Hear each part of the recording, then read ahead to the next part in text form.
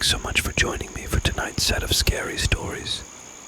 Remember, we post longer videos 3 times a week, Monday, Wednesday, and Friday at 7 p.m. Eastern Standard Time.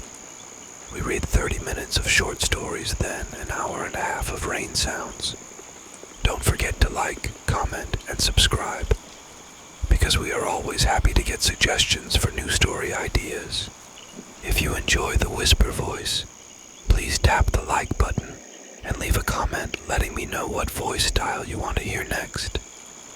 With that, let's get on to our night of terror and dreams. The endless road.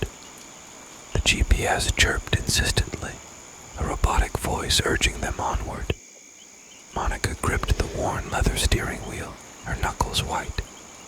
The asphalt ribbon stretched ahead, a vanishing line into the thickening twilight. Behind them, the city lights twinkled like distant fireflies, a fading memory of civilization. James, nestled beside her, hummed along to a forgotten tune on the radio, oblivious to the growing unease that gnawed at Monica. Their honeymoon destination, a secluded cabin nestled deep in the heart of Blackwood Forest, had seemed idyllic in the glossy brochure. Now, as the last vestiges of sunlight bled from the sky, the looming silhouette of the forest evoked a different feeling entirely, a sense of foreboding isolation. It hadn't started this way. The drive had begun with promise, punctuated by playful banter and stolen kisses. They had stopped for lunch at a roadside diner, the kind with mismatched furniture and peeling linoleum that held a strange charm. But even there, an unsettling encounter had cast a shadow over their journey. A grizzled truck driver, his face etched with a network of wrinkles as deep as the forest itself, had scrutinized them with opaque eyes as they ordered their greasy burgers. He spoke in a low growl, his voice full of gravelly warnings. "Blackwood Forest," he'd rasped, "ain't the place for city slickers. Some roads best left untraveled." Monica had dismissed it as colorful local lore, but a seed of doubt had been planted.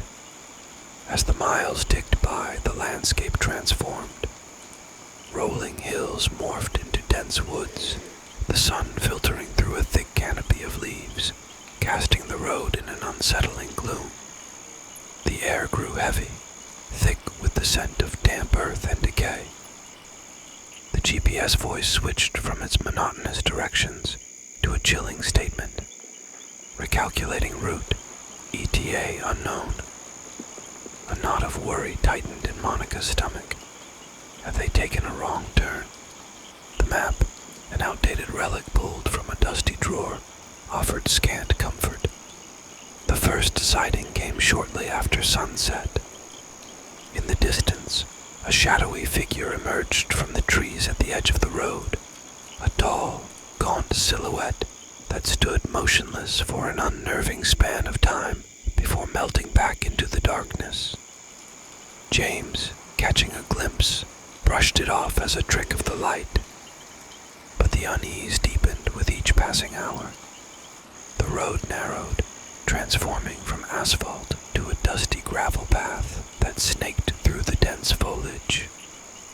The silence was oppressive, broken only by the rhythmic crunch of tires and the mournful hooting of an owl. As darkness claimed the forest, the shadows seemed to writhe and contort, taking on menacing shapes that flitted at the periphery of their vision. Eerie whispers echoed through the trees, voices that seemed to speak in an unknown tongue. Monica swore she could hear her name being called, faint and dissonant, carried on the night breeze. James, finally sensing her mounting fear, reached for his hand. "Just our nerves, honey," he offered, his voice strained. "It's late, and this place is different." They stopped at a dilapidated gas station, a skeletal structure with peeling paint and boarded-up windows. A lone, flickering neon sign sputtered with the words, words, "Welcome, travelers," a hollow promise in the oppressive darkness. Desperate for a sense of normalcy, they stepped inside. Dust motes danced in the air, illuminated by the flickering light of a single hanging bulb. The air hung thick with the smell of stale gasoline and forgotten dreams. Behind the counter, an old woman with cloudy eyes and a face like wrinkled parchment watched them with an unsettling intensity. Her voice, when she spoke, was a rasping whisper. "Lost, are you?" she croaked, her words punctuated by a hacking cough.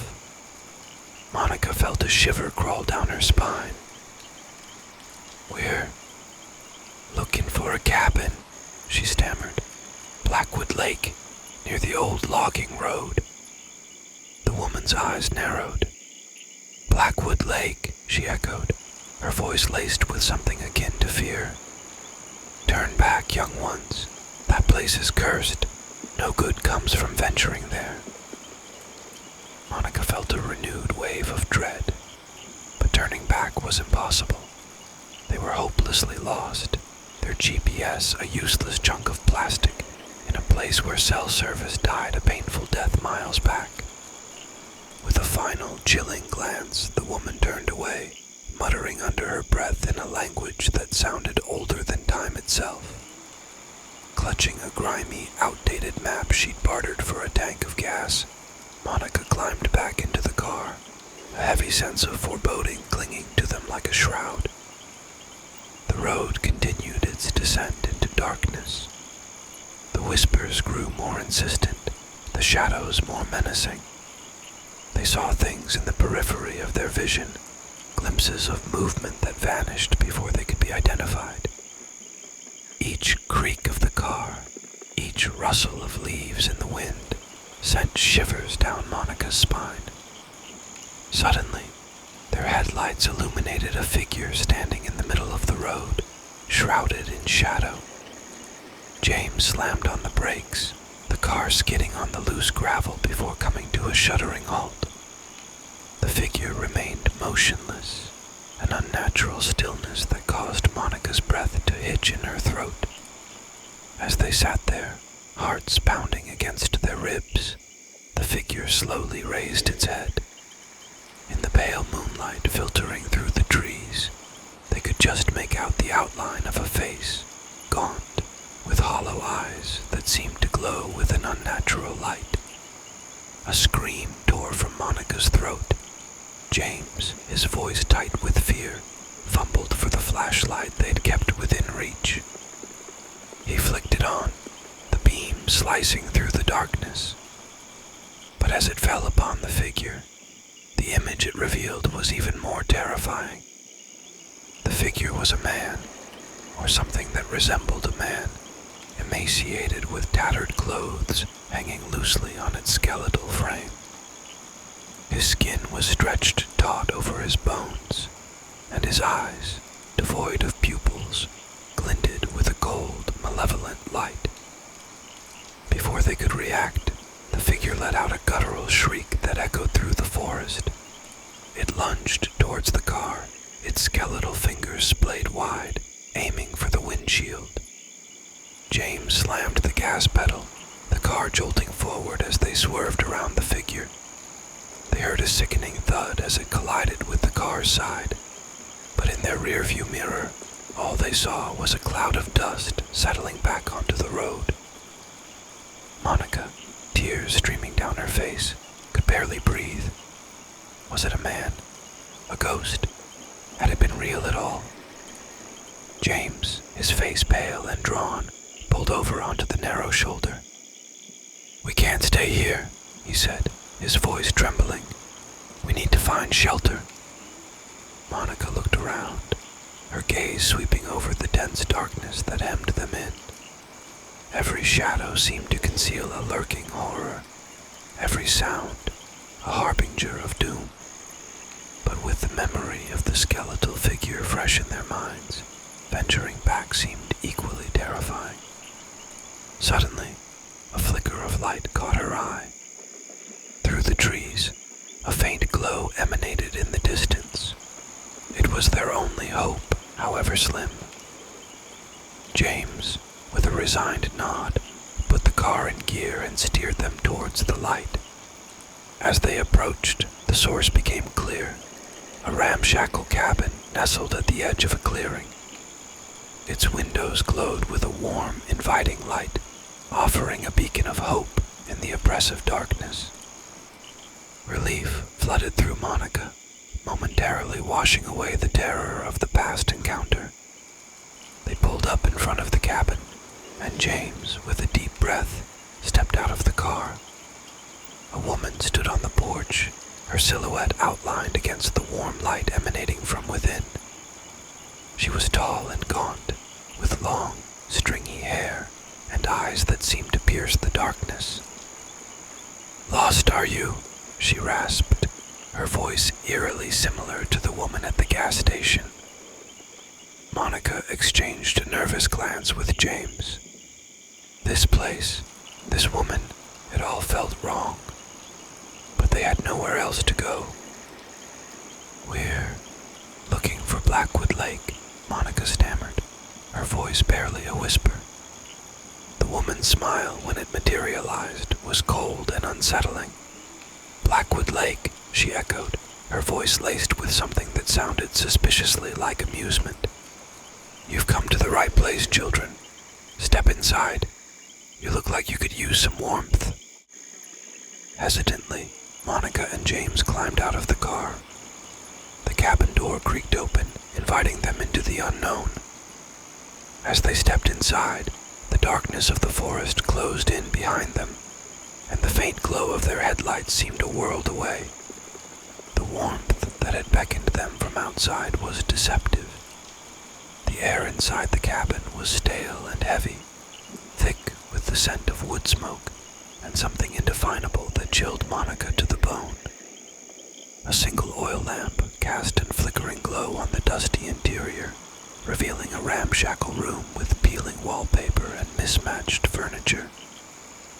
The woman who had greeted them stood by a crackling fireplace, her face illuminated by the dancing flames. Her features, previously obscured by the darkness, were even more unnerving in the close-up. Deep lines etched themselves across her leathery skin, and her eyes, a piercing blue, seemed to hold an ancient wisdom, and perhaps something less benevolent. "This is," James began, his voice trailing off as he took in his surroundings. The woman shushed him with a gesture, her smile widening. "A haven for weary travelers," she rasped, her voice like dry leaves rustling in the wind. "Come, sit." She gestured towards a worn armchair by the fireplace. Monica hesitated, her instincts screaming at her to run. But exhaustion warred with fear, and the promise of warmth after hours spent battling the terrors of the road was enticing. They sank into the creaky armchair, their eyes darting around the room. On the mantelpiece, a collection of dusty figurines caught Monica's eye. Carved from an unfamiliar dark wood, they depicted twisted, grotesque creatures unlike anything she'd ever seen. A cold sweat prickled her skin, a feeling that intensified as her gaze fell upon a collection of animal skulls arranged on a nearby shelf. The woman watched them with amusement. "You've heard the stories, haven't you?" she asked, her voice dropping to a conspiratorial whisper. "About Blackwood Forest and the things that lurk in its shadows." Monica and James exchanged a panicked look. They hadn't dared speak of the encounter with the skeletal figure or the unsettling whispers that had haunted them throughout their journey. "Don't worry," the woman chuckled, a sound devoid of humor. "They won't bother you here, not tonight." Her words offered little comfort, their double meaning hanging heavy in the air. A sudden creak from upstairs sent shivers down Monica's spine. The cabin, she realized, was larger than it first appeared, and it seemed strangely silent, devoid of any sign of life other than the three of them. "I have some stew simmering on the stove," announced, a hint of a predatory glint in her eyes. "You must be famished." James opened his mouth to protest, but the growl of his stomach betrayed him. They hadn't eaten since the diner hours ago, and the prospect of a hot meal was undeniably appealing. The woman disappeared into the kitchen, returning shortly with 2 steaming bowls. The smell, while not unpleasant, was unfamiliar, earthy, and slightly acrid. Monica fought back a wave of nausea. "Eat," the woman urged, her smile widening. "A full belly makes for a peaceful night's sleep." They took tentative bites. The stew was surprisingly warm and savory, but a metallic tang lingered on the back of Monica's tongue. A strange lethargy washed over her eyelids growing heavy. James, beside her, seemed to be fighting the same struggle. "What is this?" he mumbled, slurring his words. The woman tilted her head, her smile widening into a grotesque grin. "Just a little something to help you sleep through the night," she purred. "Blackwood Forest can be a very noisy place after dark."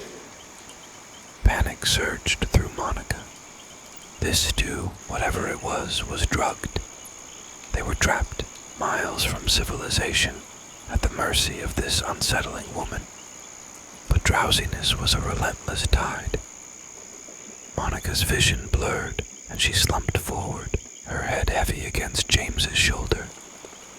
As the darkness claimed her, she caught a glimpse of the woman's face, twisted with a manic glee, and heard a chilling whisper.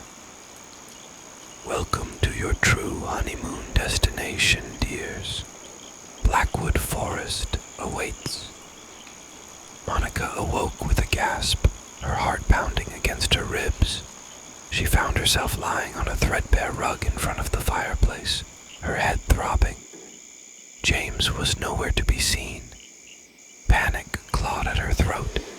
She scrambled to her feet, her vision swimming. The cabin was in semi-darkness, the only light filtering from a single flickering candle on the mantelpiece. The woman was gone. In her place, a single note lay atop the dusty coffee table. Unfurling it with trembling hands, Monica read the spidery handwriting etched in black ink. "The ritual begins at midnight. Find your way to Blackwood Lake, and your husband's fate will be decided." The note crumpled in her hand, her blood turning to ice. This wasn't a mere honeymoon gone wrong. It was a twisted game, and James was the pawn. Panic propelled Monica toward the door, but it creaked shut as if of its own accord. She rattled the handle, her heart hammering against her ribs, but it wouldn't budge. Trapped. Tears streamed down her face, blurring her vision. She spotted a small barred window high up on the wall. It was a desperate chance, but there was nothing else to be done. Mustering every ounce of strength, she clambered onto a rickety chair and strained against the rusted bars. With a shriek of metal bending, she managed to squeeze through, tumbling onto the soft earth outside. The air was crisp and biting, a stark contrast to the stifling cabin. The forest loomed around her, a dense wall of darkness punctuated by the eerie glow of 2 moons hanging low in the sky. Fear gnawed at her, but so did a fierce determination to save James. Following the woman's cryptic message, Monica stumbled through the undergrowth, guided by the faint reflection of moonlight on water. Thorns tore at her clothes, and unseen creatures rustled in the darkness, but she pressed on, fueled by a mother bear's ferocity. Finally, the trees gave way to a clearing bathed in an unnatural bluish light. A large lake, still as black glass, shimmered in the center. In the distance, a shadowy figure stood chanting, its voice a guttural rasp that reverberated through the trees. James. He was bound to a rough-hewn altar, his face contorted in fear. The woman, adorned in ritualistic garb etched and symbols, circled him with a wicked grin. The air crackled with a malevolent energy, and Monica knew she had precious little time. Suddenly, an idea sparked in her mind, fueled by desperation and the stories of her grandmother, a woman steeped in forgotten lore. The whispers they had heard, the strange encounters, it all pointed towards an ancient evil plaguing the forest. Monica remembered her grandmother's words. Fire and iron were said to ward off such entities. She scanned the clearing, her eyes falling on a discarded metal bucket by a long-extinct campfire. Relief flooded her. Ripping a piece of fabric from her dress, she fashioned a makeshift torch and stumbled towards the cabin, praying it hadn't burned down in her absence. Thankfully, a few embers still glowed in the fireplace. With shaking hands, she fanned them back to life and lit the torch, a beacon in the darkness. By the time she returned, the chanting had reached a fever pitch. The woman, eyes bloodshot and glazed over, raised a dagger glinting in the moonlight. Just as it started its descent towards James, Monica burst into the clearing, brandishing her flaming torch. The woman shrieked, a sound that ripped through the silence. The unnatural light emanating from the lake flickered and died, replaced by the stark glow of the two moons. In its absence, the woman seemed to shrink, her power waning. "Fire!" Monica yelled, her voice strained but resolute. "Back away from him." The woman hesitated, fear flickering in her eyes for the first time. With a final roar, she turned and fled back towards the forest, dissolving into the shadows. The air grew lighter, the oppressive energy lifting. Monica rushed to James, untying his bonds. Relief and exhaustion warred within her as she held him close. They stumbled back through the forest, guided by the fading moonlight. Dawn broke as they emerged onto the dirt road, the first sliver of sunlight painting the horizon with streaks of gold. It was a sight that had never seemed more beautiful. Their ordeal had changed them forever. The idyllic honeymoon had become a fight for survival, leaving scars deeper than just scratches on their skin. However, they had faced those horrors together, emerging stronger. Their love a flame that had not been extinguished by the darkness of Blackwood Forest. They flagged down a passing truck, the driver's shocked stare a stark contrast to the nightmarish visions etched in their minds. Back in the city, away from the whispering trees and unseen shadows, they began to rebuild their lives. But the memory of that night, of the ritual, and the woman with eyes that held an ancient evil, would forever serve as a chilling reminder of the night they faced the terror of the endless road.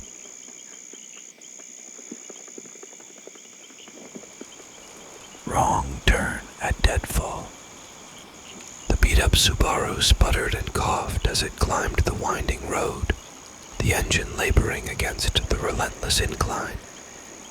Inside, 4 friends, bound for a weekend of camping in the legendary Blue Neck Woods, bickered good-naturedly over the questionable GPS directions.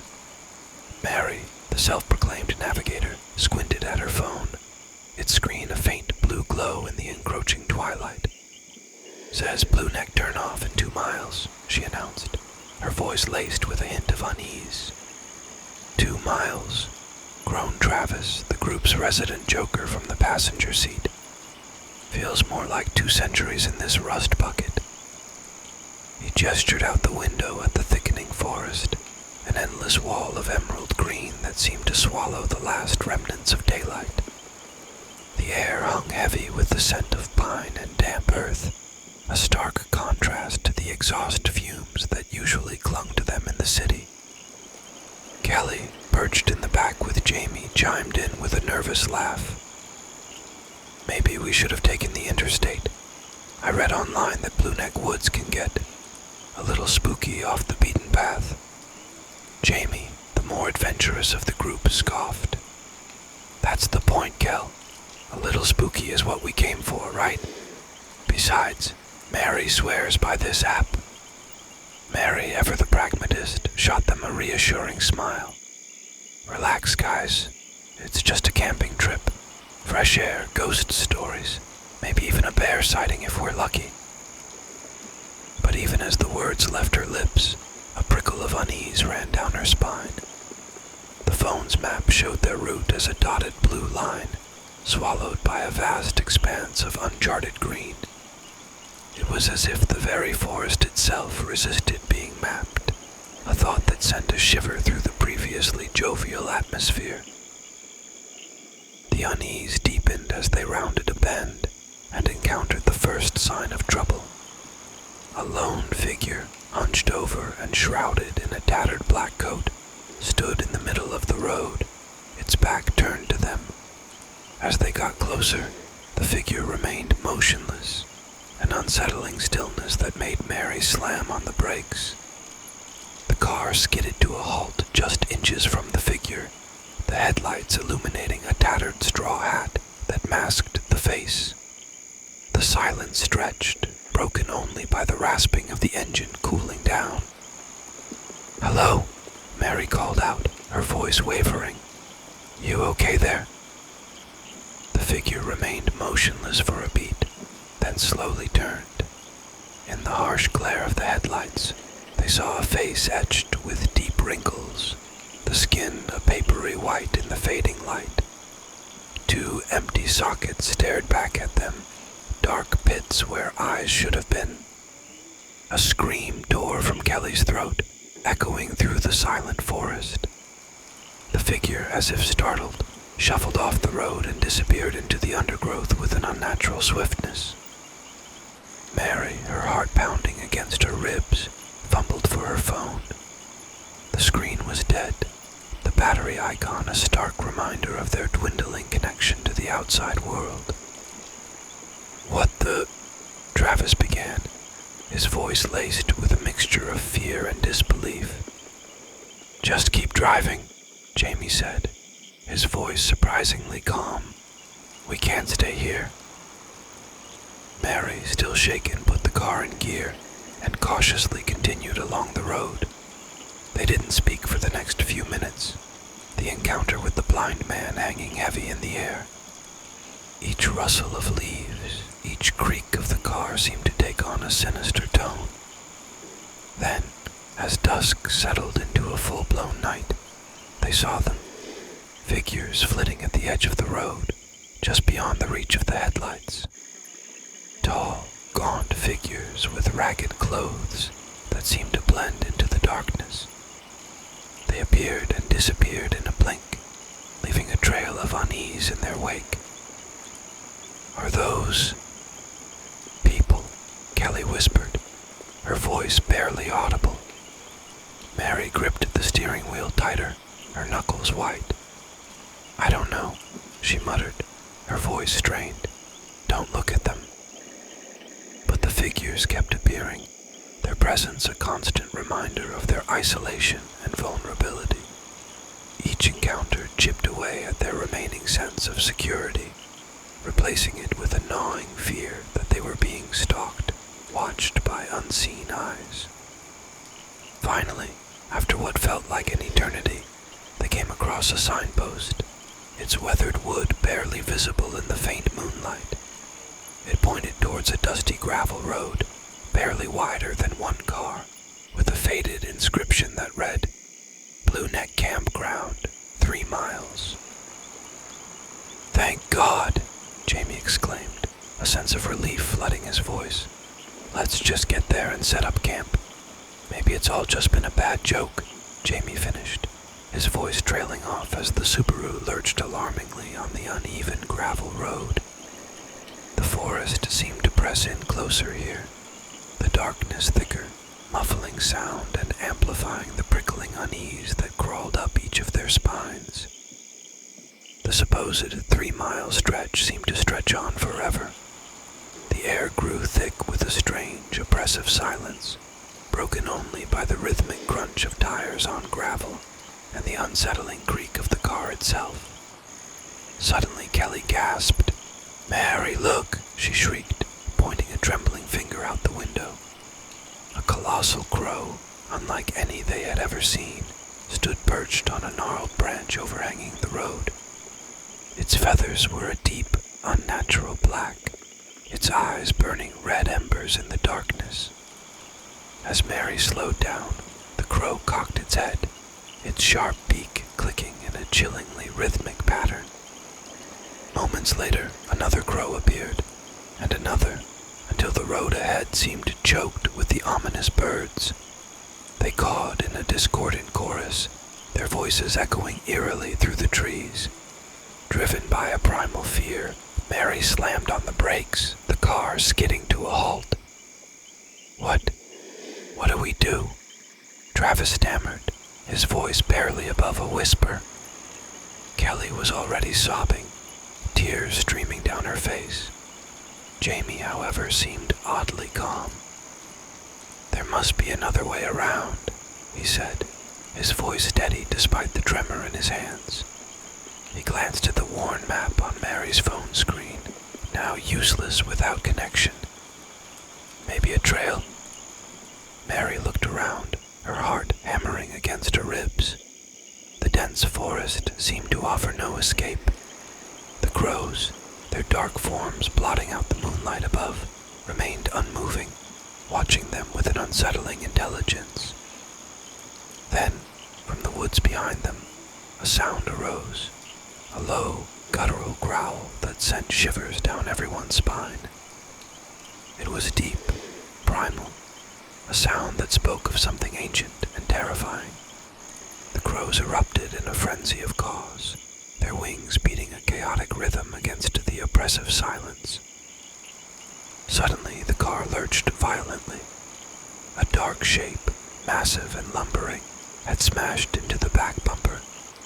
The force sent them jolting forward, the car tires spinning uselessly on the loose gravel. "It's a bear!" Travis screamed, his face contorted in terror. But a glimpse through the back window shattered that illusion. The creature that had attacked them was no bear.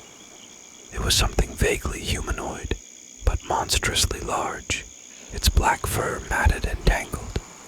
A pair of glowing red eyes, burning like embers in the darkness, stared at them with a malevolent hunger. Panic seized Mary. She slammed the car into reverse, ignoring the sickening crunch of metal as it hit something solid. The engine sputtered, coughed, and then died. Silence descended, broken only by their ragged gasps of fear. The monstrous figure lumbered closer, its fetid breath a foul stench that filled the car. They huddled together in the back, their backs pressed against the cold seat, whimpering like scared children. Just as the creature reached the car door, a blood-curdling scream ripped through the night. It wasn't theirs. They turned to see Jamie, his face contorted in a feral snarl, his eyes glowing a faint red. He lunged at the window, his fists hammering against the glass with an inhuman strength. "Get out!" he screamed, his voice raspy and unrecognizable. "Leave me!" Before they could react, the creature roared and slammed its massive fist against the side window. It shattered with a deafening crack, showering them with glass shards. The creature reached inside, its long, razor-sharp claws tearing at the upholstery. Suddenly, another sound pierced the air, a high-pitched shriek that seemed to rend the forest itself. The creature recoiled, its eyes wide with terror, as a pack of wolves emerged from the trees. Their fur bristled, their fangs bared in a snarl that sent shivers down their spines. The wolves lunged at the creature, a flurry of snapping jaws and tearing claws. The scene was a gruesome ballet of violence, the darkness illuminated only by flashes of teeth and flashes of red from the creature's glowing eyes. Mary, Kelly, and Travis, numb with terror, watched as the battle raged on. Finally, with a deafening growl, the creature creature slumped to the ground, unmoving. The wolves, panting heavily, retreated back into the woods, leaving behind an unsettling silence. Slowly, the weight of what they had just witnessed began to sink in.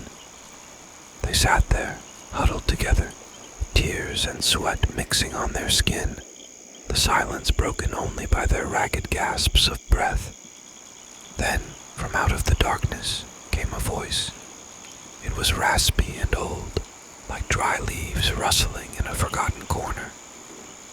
It spoke in a language they didn't understand, a guttural chant that seemed to vibrate through their very bones. A gaunt figure stepped out from the shadows, shrouded in a tattered cloak. Its face was obscured by darkness, but two burning red eyes pierced through the gloom. The crows, which had fallen silent during the battle, descended upon the figure, cawing in a frenzy around its head. The figure tilted its head towards them, an unsettling smile twisting its unseen lips.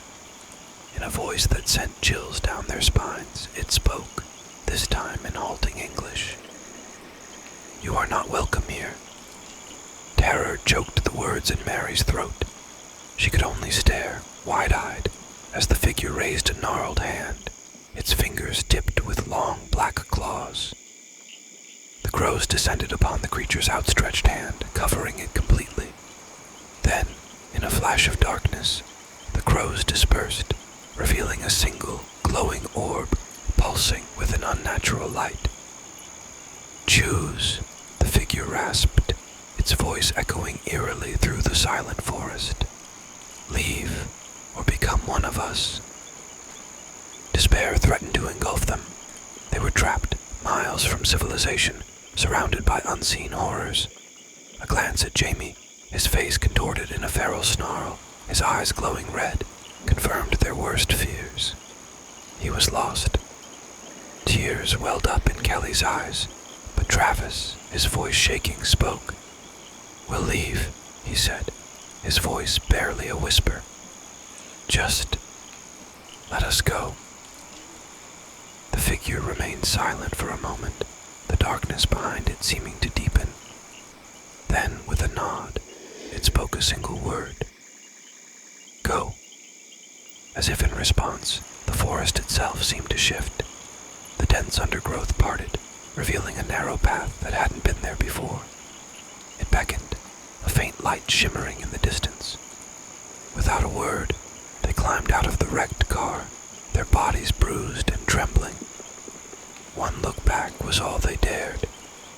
The creature was gone, only the scattered feathers of the crows and the lifeless body of the monstrous beast remaining as a testament to the horrors they had witnessed. They followed the path, their legs trembling with exhaustion and fear. The light in the distance grew brighter, revealing a crumbling stone bridge that spanned a dark, swirling river. On the other side, a faint outline of a town flickered in the distance. They reached the bridge, its surface slick with moss and age. Crossing it seemed like a test, a final hurdle before escaping this nightmare. As they crossed, a cold wind whipped around them, carrying whispers that seemed to echo in their minds. "You cannot escape the woods. They will always find you." Despite the terrifying whispers, they pushed on, reaching the other side of the bridge. The town lights grew brighter, casting flickering shadows on the cobblestone streets. As they stumbled through the deserted town square, a single thought echoed in their minds. Escape.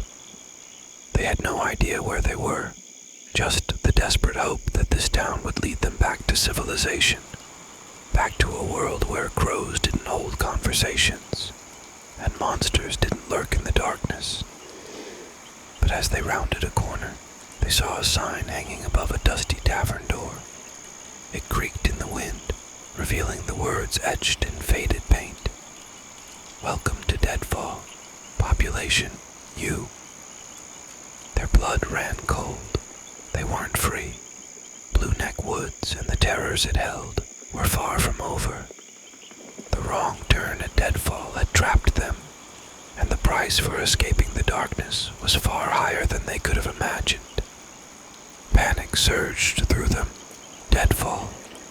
The name scratched against their sanity like rusted nails.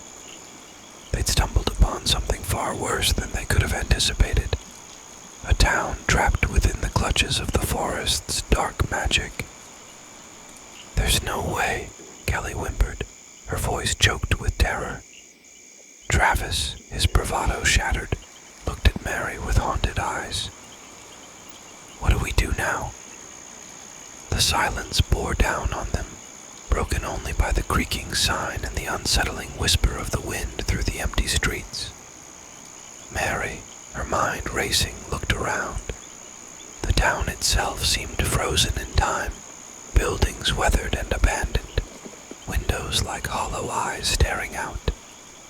A flicker of movement on the second floor of the dusty tavern caught her eye. A shrouded figure, its face obscured by darkness, watched them from a broken window. Dread wrapped around her like a shroud. This wasn't just a town. It was a prison, and they were its newest inmates. Suddenly a guttural caw pierced the air. They looked up to see a swarm of crows gathering in the darkening sky. Fear tightened its icy grip around their hearts. Were they trapped here forever, destined to become part of the forest's monstrous tapestry? But then Jamie grabbed Mary's arm. His eyes, though still glowing an unnatural red, flickered with a spark of his old self. "We can't stay here," he rasped, his voice raw. "There has to be another way." His words, a lifeline in the ocean of despair, ignited a flicker of hope within Mary. Jamie was right. They couldn't succumb to fear. They had to find a way out, a way to break the curse that held Deadfall captive, even if it meant confronting the darkness head-on. Drawing upon the last vestiges of her courage, Mary spoke. "We need answers," she declared, her voice stronger than she felt. They had to find out how the town became Deadfall, and perhaps in that knowledge lay their key to escape. Their quest led them through dusty streets, past crumbling houses and overgrown gardens. An unsettling silence hung in the air, broken only by the rasping of their own breaths and the occasional rustle in the shadows. Finally, they found it, the town library, its doors hanging open like an invitation. Inside, dust motes danced in the faint moonlight streaming through broken windows. Cobwebs draped the shelves, thick with forgotten stories. With a sense of desperate hope, they set about searching. Hours melted into what felt like an eternity as they sifted through dusty tomes and brittle parchments. Finally, in a hidden corner, Mary unearthed a leather-bound book titled Chronicles of Deadfall. As she cracked it open, a cloud of dust erupted, revealing faded ink and intricate illustrations depicting scenes of a once thriving town. They devoured the pages, the history of Deadfall unfolding before them. The town, built at the very edge of Blue Neck Woods, had thrived for generations, but greed festered in the hearts of its people, leading them to delve deeper into the forest, seeking its hidden treasures. What they found instead was a malevolent force, a dark magic that twisted the forest into a place of nightmares. The book spoke of a pact, a desperate attempt by the townsfolk to appease this entity after their greed had brought about its wrath. The price, their souls, trapped within the town, forever tethered to the darkness. Despair threatened to engulf them again. But then, buried deep within the final pages, they found a sliver of hope. A ritual, an ancient incantation said to sever the pact with the entity. But it was a dangerous gamble. Performing the ritual incorrectly could seal their fate forever. Gathering their courage, they decided it was their only shot at escape. The library became their haven, the flickering light of an oil lamp, their only companion, as they deciphered the complex glyphs and practiced the archaic language of the incantation. Days turned into weeks, the line between reality and the encroaching darkness blurring with each passing moment. But slowly, they began to understand the words, the ritual taking shape in their minds. One night, as a full moon cast an eerie glow through the library windows, they knew they were ready. They found themselves standing at the heart of the town square, a crude altar erected with salvaged wood from the decaying buildings. Taking a deep breath, Mary began to chant, her voice trembling but resolute. Travis, Kelly, and Jamie joined in, their voices harmonizing in a desperate plea for freedom. The air crackled with an unseen energy, the shadows around them seeming to writhe in agitation. As they reached the final verse, the ground trembled, a deafening roar echoing through the deserted streets. Then, a colossal figure materialized in the center of the square.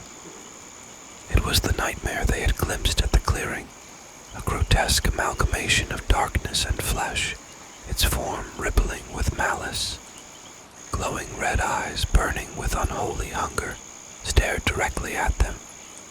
Terror threatened to paralyze them, but the memory of their journey through deadfall, the despair of captivity, fueled their resolve.